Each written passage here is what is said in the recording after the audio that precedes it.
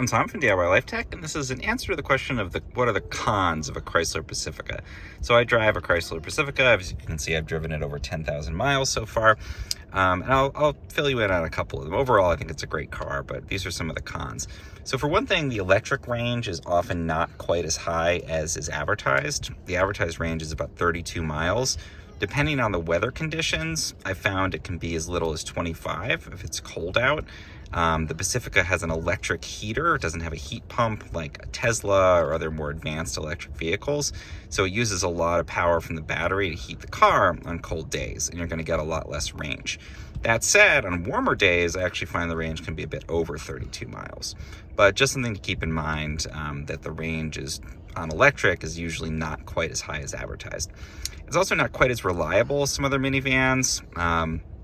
I've driven a Honda Odyssey, which really never had any issues. On the Pacifica, I've had things happen like the front little kind of protector for I'm not even sure what to call it, but for the wheel, like a little mud flap, broke. They tried to fix it. It broke again. So not a major issue, not like an engine issue, thankfully, but little things like that maybe just aren't quite as high quality.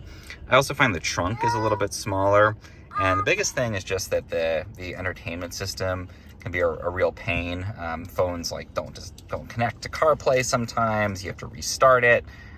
When it works, it's good. It's a nice big screen. It's a touch screen. But I've just had some reliability issues with that.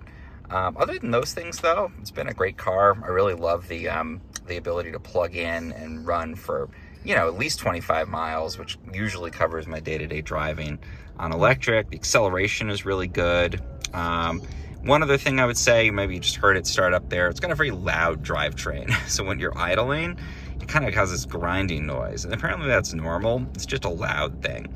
Aside from that, overall, been a great experience after 10,000 miles.